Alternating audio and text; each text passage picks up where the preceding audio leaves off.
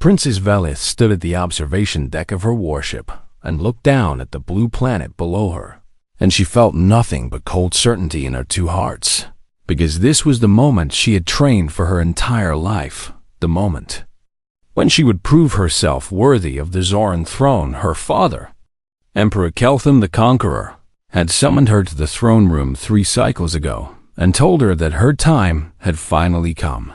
And she remembered every word he spoke, because his words were like law written in stone. "Daughter," he had said, his voice echoing through the chamber of black crystal, "the planet called Earth is ready for harvest, and you will go there first to study their defenses and their weaknesses.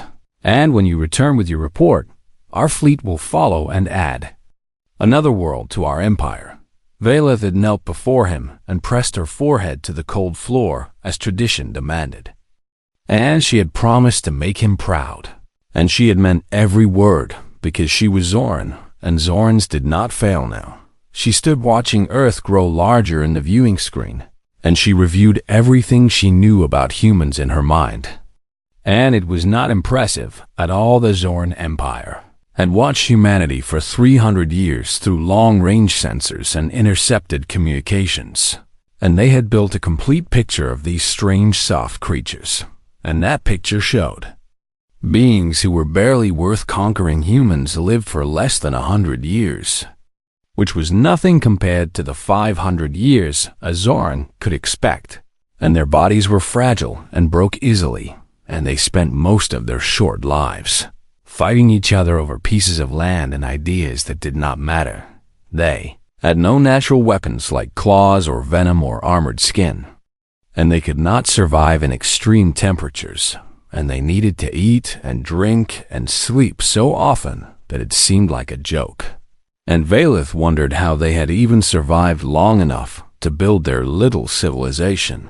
They are prey animals who learn to use tools, a combat instructor had told her years ago, and that is all they will ever be. And when the Empire comes for them, they will kneel or they will die, and either way the outcome is the same. Velith believed this completely because she had no reason to doubt it. And she entered her scout ship with confidence and began her descent toward the planet's surface. The plan was simple and perfect, like all Zoran plans, and she would land in a remote area and disguise herself using the shape-shifting technology her people had perfected. And she would walk among the humans and study them up close, and then she would send her report and return home as a hero. But the universe had different plans for Princess Velith of the Zoran Empire. Something went wrong during atmospheric entry, and alarms began screaming in her cockpit, and she fought with the controls as her ship shook and burned around her. And she realized with horror that she was going to crash. The impact was violent and terrible, and Velith felt pain explode through her body as her ship carved a long trench through a field of some yellow crop. And when everything finally stopped moving, she hung upside down in her harness and tasted blood in her mouth. She did not know how long she stayed there, drifting in and out of consciousness. But eventually she managed to free herself and crawl out of the wreckage. And she collapsed on the strange earth soil and looked up at a sky that was too blue and too bright. Her ship was destroyed beyond repair, and her long-range communicator was broken, and her emergency beacon would take months to reach the fleet. And she was stranded on this primitive world with no way to escape. This was not supposed to happen. And Velith felt something she had never felt before, and it took her a moment to recognize it as fear. She heard a sound then, a rumbling mechanical noise that grew louder.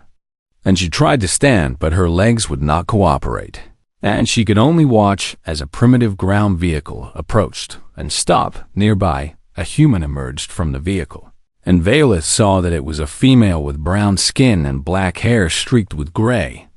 And the female walked toward her with an expression that Velith could not read. Velith's universal translator was still working at least, and she heard the human speak words that made no sense to her.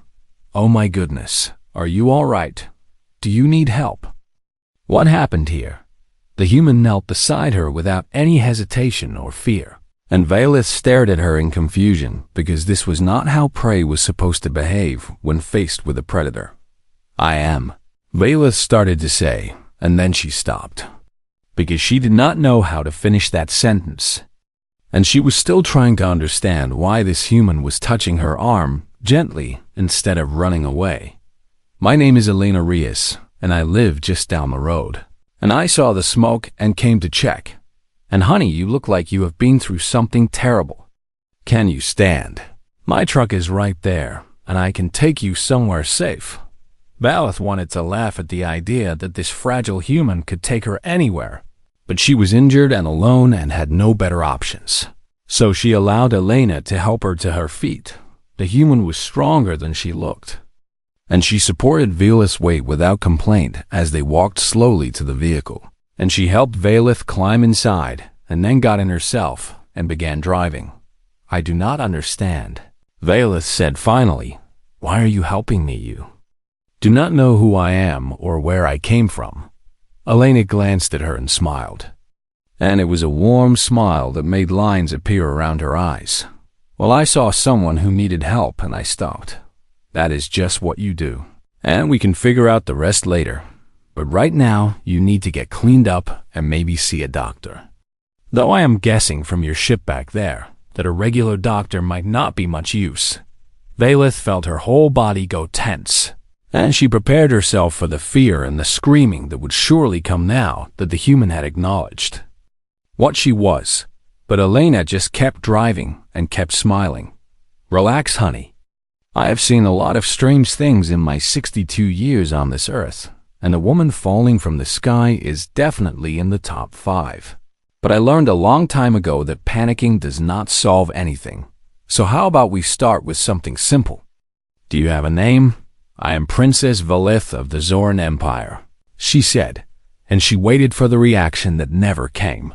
"Well, Princess, you are about to see the Reyes family farm, and it is not much to look at, but it is home, and you are welcome to stay until you figure out your next move." Valeth did not know what to say, and so she said nothing, and she watched the strange flat landscape pass by the window and wondered what kind of world she had landed on. Everything she had been taught about humans told her that this Elena should be terrified, should be submissive, should be weak, but the woman beside her was none of those things. And Valeth felt the first tiny crack form in everything she thought she knew.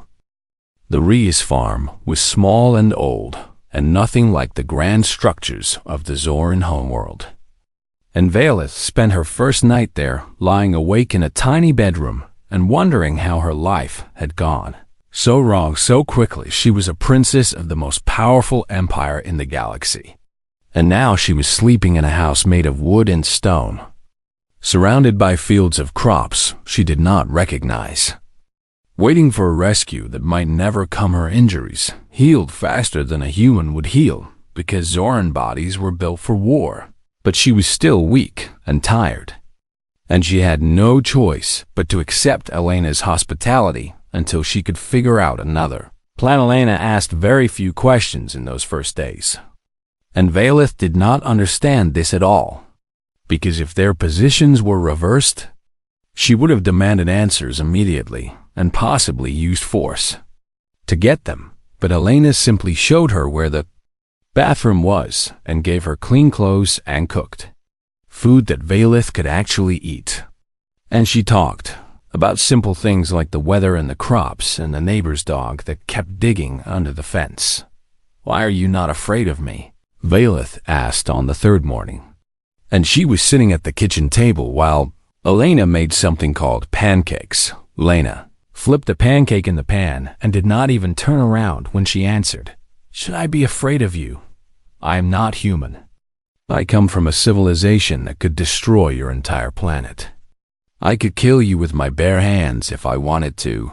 "Could you now?" Elena said. And she finally turned around and looked at Valeth with those calm brown eyes. "Well, I suppose that is true, but you have not killed me yet.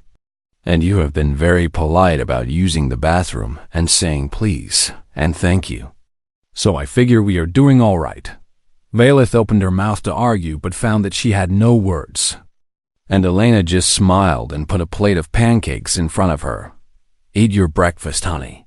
You are too skinny." The days turned into weeks, and Valeth found herself falling into the rhythm of life on the farm. And it was nothing like what she expected. Elena woke up every day before the sun rose, and she worked until long after it set. And she did this alone because there was no one else to help her. And she did it even when her body was clearly exhausted and in pain. Valeth watched her from the porch one morning as Elena walked out to check on the crops. And she noticed for the first time that the human woman limped badly on her left leg. "What happened to your leg?" she asked. When Elena returned, Elena wiped sweat from her forehead and shrugged like it was nothing important.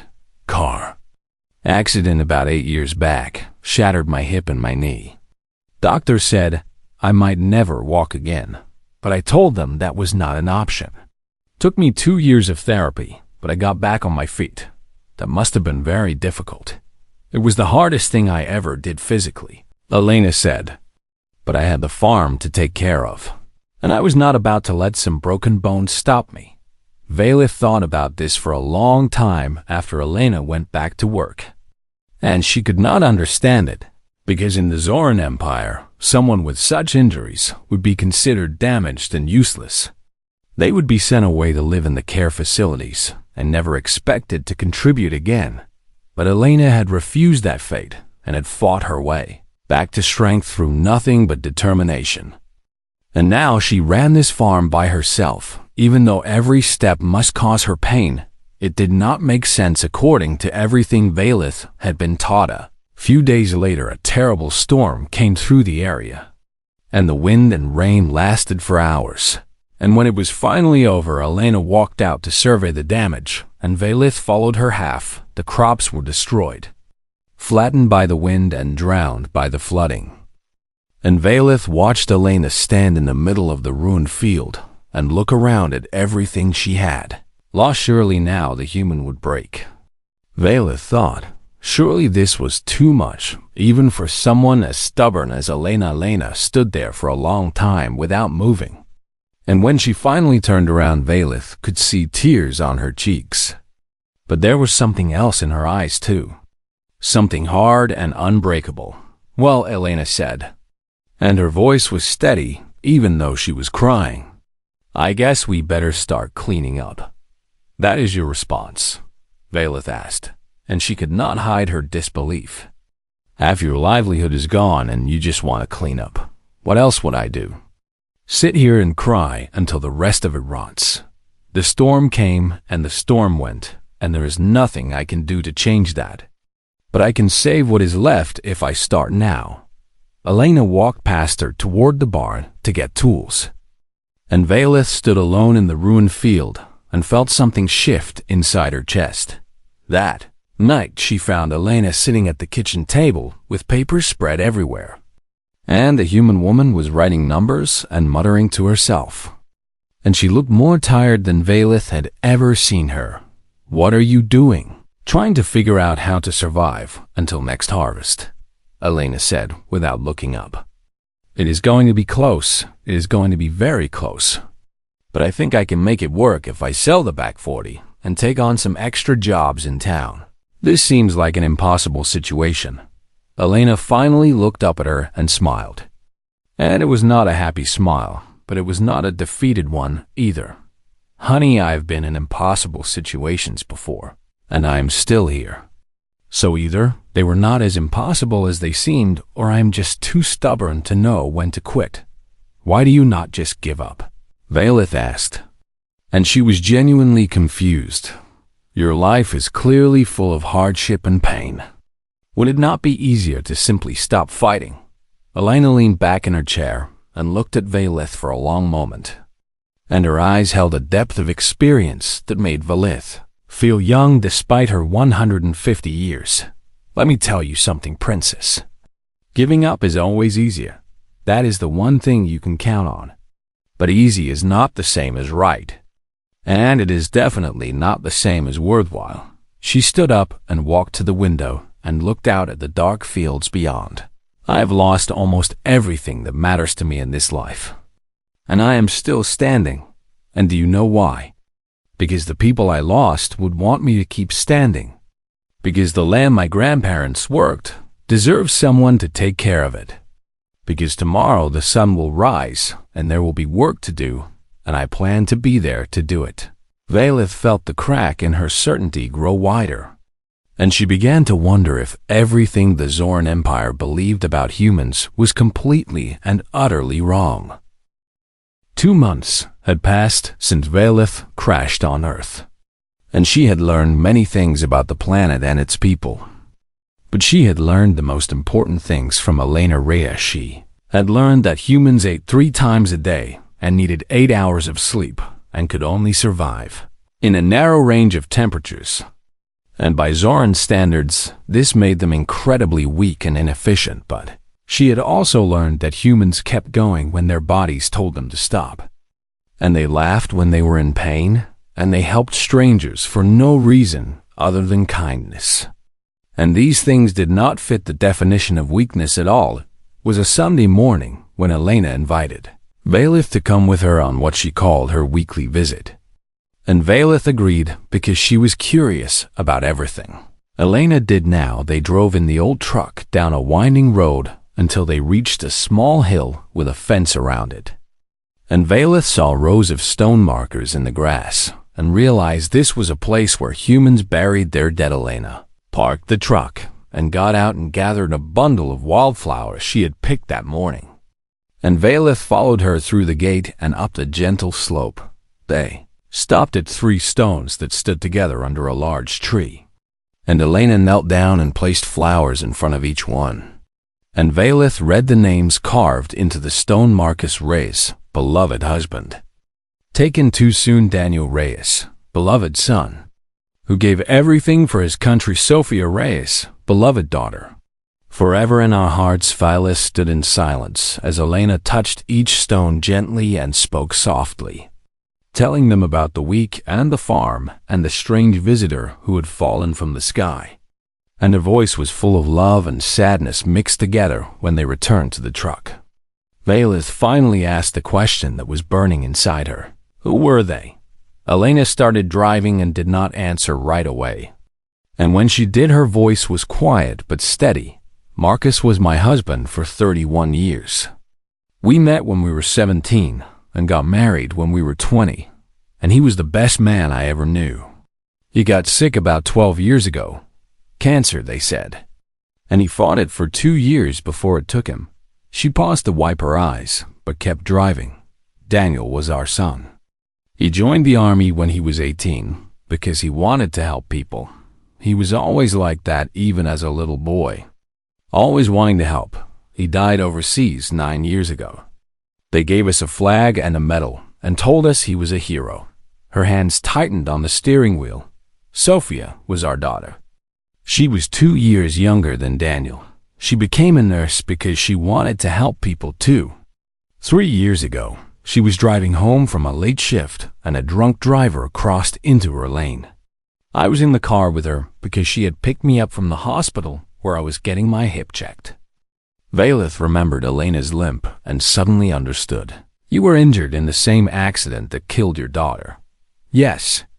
I woke up in the hospital and they told me Sophia did not make it. And I thought about just giving up right then. I thought about letting the broken bones win and never walking again. Never doing anything again. But you did not give up. No, I did not. And do you know why?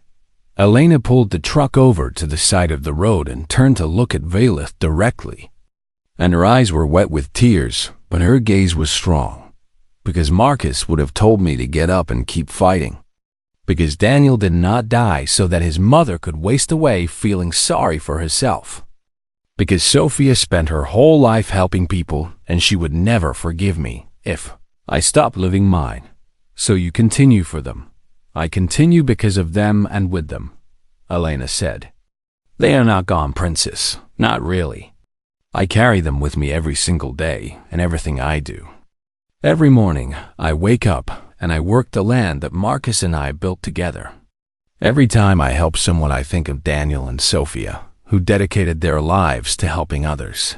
She started driving again, and her voice grew stronger. That is what humans do, Valith. We lose the people we love. We all do eventually. But we do not let them disappear. We carry them with us. We let their love and their memory make us stronger instead of weaker.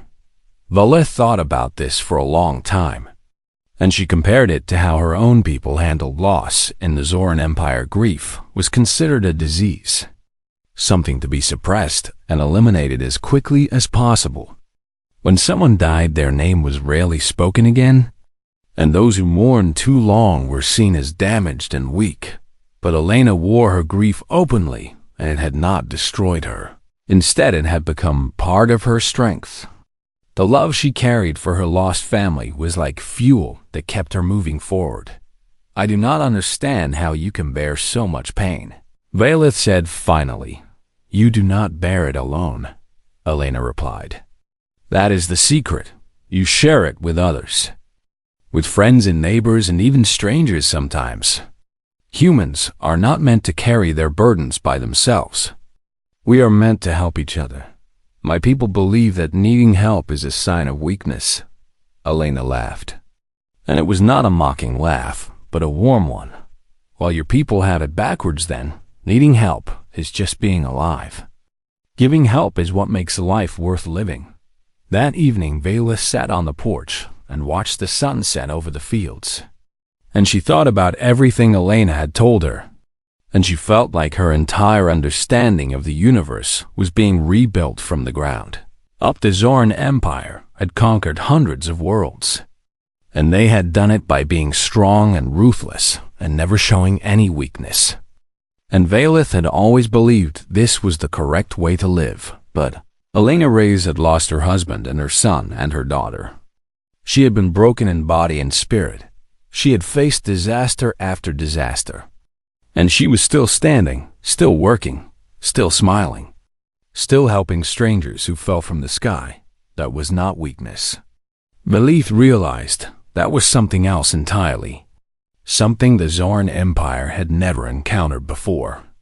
Something they had no name for because they had never thought to look for it. Elena came out onto the porch and handed Valith a cup of something warm and sat down beside her. You are thinking very hard about something. I am thinking about strength, Valith said. And about what it really means. Elena sipped her drink and nodded slowly. And what have you figured out? I think my people have been wrong about humans.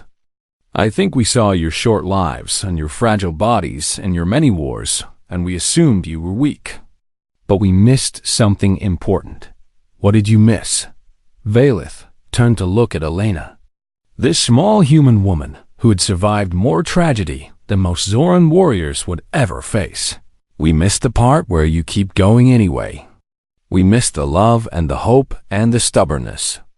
We looked at all the reasons humans should give up, and we never noticed that you almost never do. Elena smiled and patted Valith's hand gently. Now you are starting to understand us, princess. Now you are starting to see. Valith looked back at the sunset and felt something new growing in her chest. Something that felt like doubt and wonder and fear all mixed together. And she knew that when the Zoran fleet came, she would have to make a choice. She would have to decide what kind of strength she believed in. 3 months after Valith crashed on Earth, her communicator crackled to life with a signal from the Zoran fleet. And everything changed in an instant. She was helping Elena repair the fence around the chicken coop when the device on her wrist began to glow and vibrate. And she stepped away and listened to the message with her heart pounding in her chest. Princess Valith, this is Command Ship Eternal Victory. We have received your emergency beacon and we are approaching Earth. Our arrival time is 7 planetary days. Prepare for extraction and report on enemy defenses. The message ended and Valith stood frozen in the middle of the yard. And she felt like the ground was shifting beneath her feet, even though she was standing perfectly still. Elena walked over and looked at her with concern in her eyes. What is wrong, honey? You look like you have seen a ghost. My people are coming. Vala said, and her voice sounded strange in her own ears. They will be here in 1 week, and they expect me to have a report ready. They expect me to tell them how to conquer your world. Elena was quiet for a moment, and then she nodded slowly and wiped her hands on her jeans. Well, I guess we both knew this day would come eventually. What are you going to tell them? That was the question that burned in Vala's mind for the next 7 days. And she could not find an answer that did not feel like betrayal if she told the truth about human weakness. If she reported what the Empire expected to hear, then the invasion would proceed as planned, and Earth would fall and billions of humans would die or be enslaved. But if she told the real truth about human strength, the truth she had learned from Elena, then she would be defying everything she had been raised to believe and everything her father demanded of her. Spent the week in a state of constant torment, and Elena did not push her or ask questions. She just kept working on the farm and kept making meals and kept being the steady presence that Valith had come to depend on. Night before the fleet was scheduled to arrive, Valith found Elena sitting on the porch, looking up at the stars. "You are not afraid," Valith said. And it was not a question because she could see that it was true. "I am terrified," Elena replied. "But being afraid does not mean you get to stop living. I learned that a long time ago. I do not know what to do." Elena patted the chair beside her and Valith sat down, and they looked at the stars together in silence for a while. "Let me ask you something, Princess. In all your time here, have you seen anything that makes you want to destroy us?" Vala thought about the question carefully before answering. "No. I have seen kindness and courage and love. I have seen you and your neighbors helping each other after the storm. I have seen children playing in the streets of town. I have seen old people holding hands in the park. And is that weakness?" "No," Valith admitted. "It is not weakness at all. Then you already know what you have to do. You just have to be brave enough to do it." The next day, the fleet arrived, and Valith was transported to the command ship where her father, the Emperor, was waiting for her. And she walked into the throne room and knelt before him as tradition demanded. Emperor Kelthon looked exactly as she remembered him. Tall and powerful with silver skin and eyes like black holes. And his voice echoed through the chamber when he spoke, "Rise, daughter, and deliver your report. Tell me about the humans and their defenses."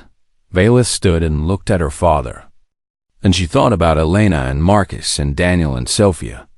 She thought about all the humans she had watched living their short, precious lives.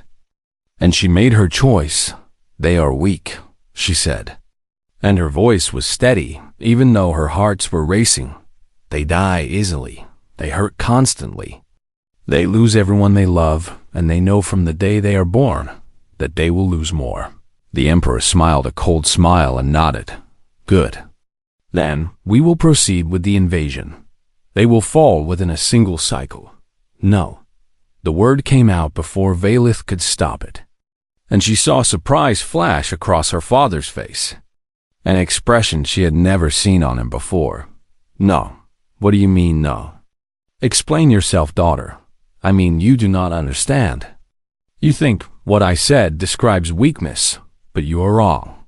Father, please listen to me." She stepped forward and spoke with all the conviction she had built over 3 months.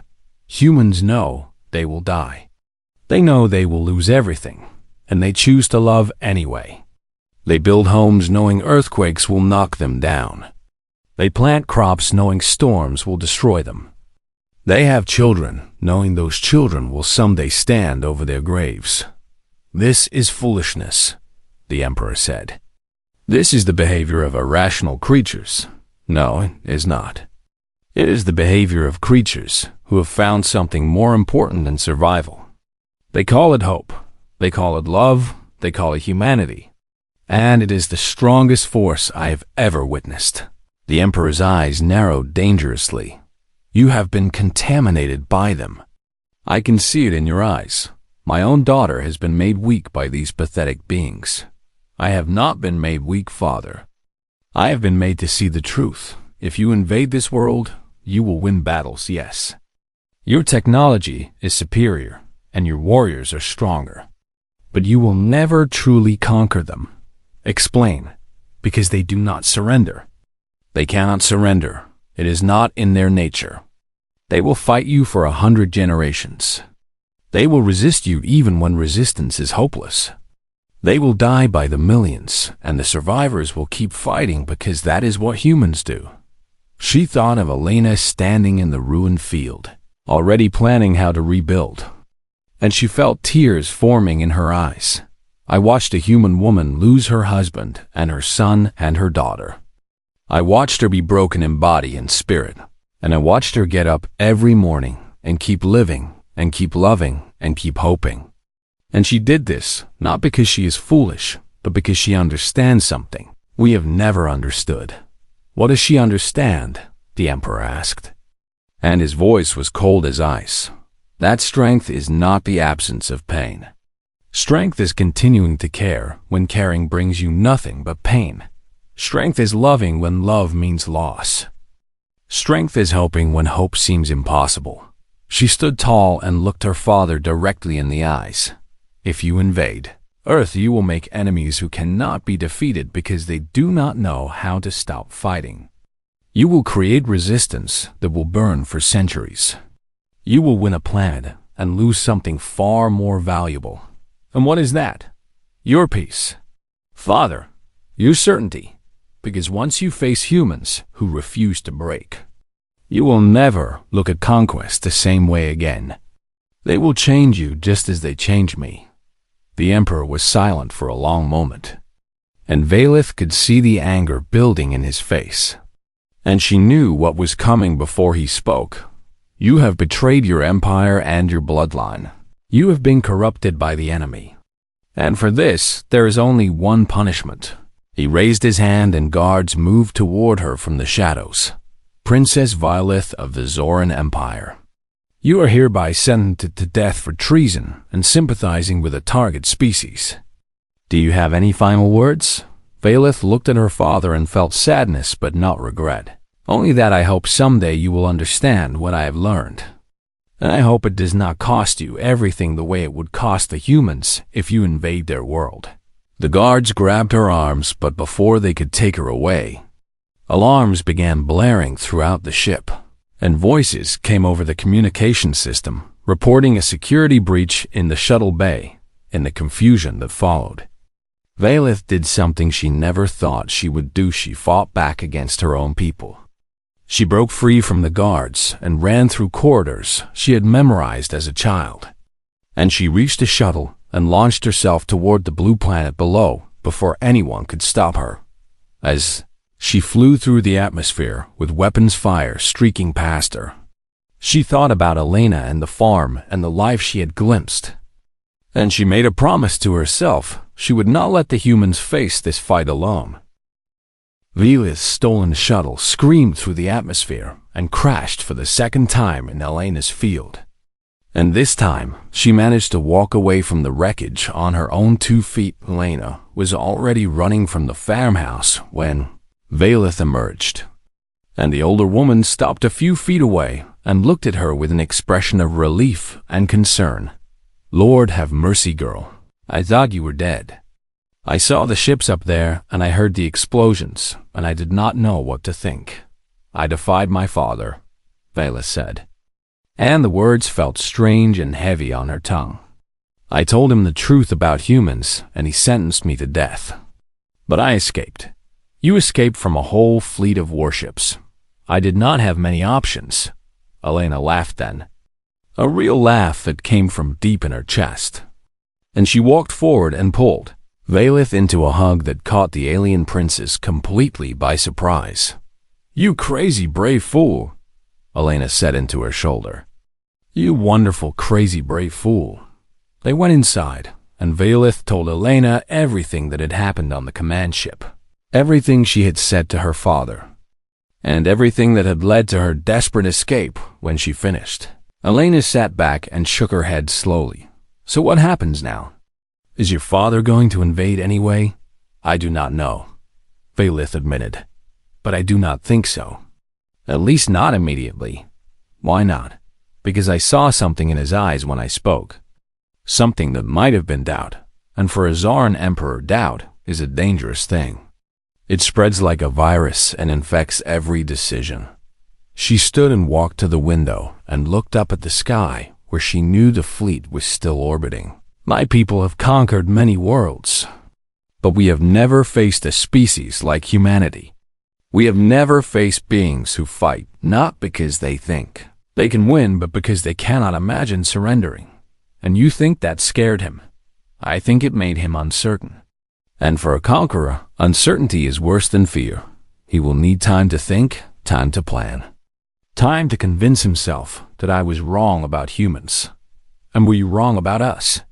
Valeth turned back to look at Elena. This small human woman who had taught her more about strength in 3 months than she had learned in 150 years among her own people. No, I was not wrong, and I think somewhere deep inside he knows it too. The fleet withdrew 3 days later, and Valeth watched them go from Elena's porch with mixed feelings in her hearts. She was relieved that Earth was safe for now, but she was also grieving for the home she would never see again, the family she had lost. The life she had left behind. Elena came out and sat beside her with 2 cups of coffee, and they watched the stars in silence for a while. Do you regret it? Elena asked finally. Sometimes. I miss my world. I miss the things I knew and the certainty I had. But then I remember what that certainty cost, and I know I made the right choice. What did it cost? It cost me the ability to see other beings as less than myself. It cost me the belief that conquest is strength and mercy is weakness. It cost me everything I thought I knew about the universe. Elena nodded and sipped her coffee. That sounds like a heavy price. It was. But what I gained was worth more. I gained the ability to see beauty in vulnerability. I gained the understanding that love is not weakness, but courage. I gained a friend who showed me what real strength looks like. She turned to look at Elena and felt emotion rising in her chest. Thank you for not giving up on me. Even when I did not deserve your kindness. Even when I was arrogant and confused and lost. Oh, honey, Elena said. And her eyes were shining with tears. That is what we do, we humans. We keep believing in people, even when they give us every reason not to. We keep hoping even when hope is foolish. I know. I watched you do it. I learned from you. The months that followed were not easy. But Valeth had learned from Elena that the best things in life rarely were. She learned to work the farm, to dig in the dirt and plant seeds and wait patiently for them to grow. And it was so different from the instant gratification of Zoran technology that she found it almost spiritual. She learned to cook human food and to appreciate the strange flavors and textures that her people would have considered primitive. And she learned that sharing a meal with someone was more satisfying than any conquest. She learned about human music and art and stories. And she discovered that these fragile, short-lived beings had created beauty that rivaled anything in the galaxy. Beauty born from pain and loss and the desperate need to leave something behind. Most of all, she learned what it meant to be part of a community. Because the neighbors who had been suspicious of her at first gradually came to accept her. And she found herself helping with their farms and attending their celebrations and mourning with them when they lost loved ones. One evening, about a year after the fleet withdrew, Valeth and Elena were sitting on the porch watching the sunset when a young girl from the neighboring farm came running up the path. Miss Elena, Miss Valeth, come quick. My grandmother fell, and we cannot get her up. They ran to help. And Valeth found herself lifting the elderly woman as gently as if she were made of glass. And she carried her inside and stayed with the family. Until the doctor arrived later that night. As they walked home, Elena looked at her with a strange expression. You have changed so much from the princess who crashed in my field. I have learned what matters, Valeth replied. I have learned that helping one person is worth more than conquering 1,000 worlds. And what do you think your father would say about that?" Vela smiled, and it was a smile that felt natural now. That felt human in a way she could never have imagined before. "I think he would say I have become weak, but I know the truth now. I know that what he calls weakness is actually the greatest strength in the universe. And what is that? The courage to care. The willingness to love even though love brings pain. The choice to hope even when hope seems foolish. The determination to keep going when everything tells you to stop."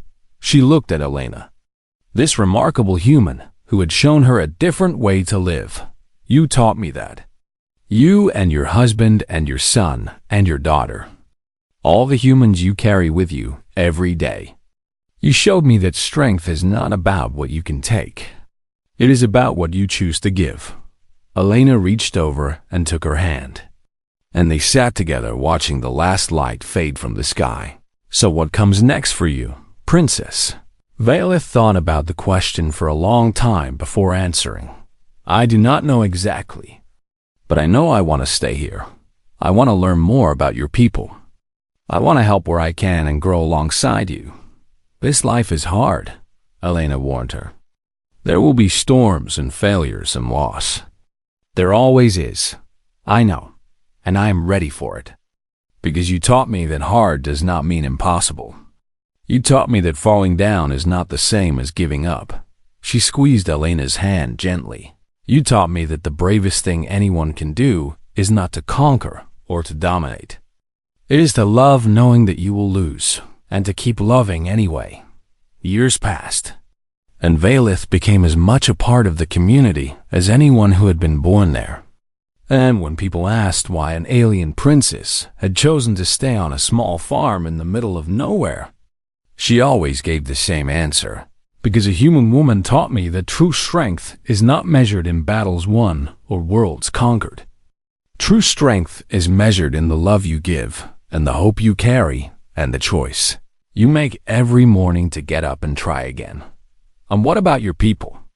Do you think they will ever come back?" "Perhaps someday. But when they do, I hope they will find what I found. I hope they will meet humans who show them a different way to be strong."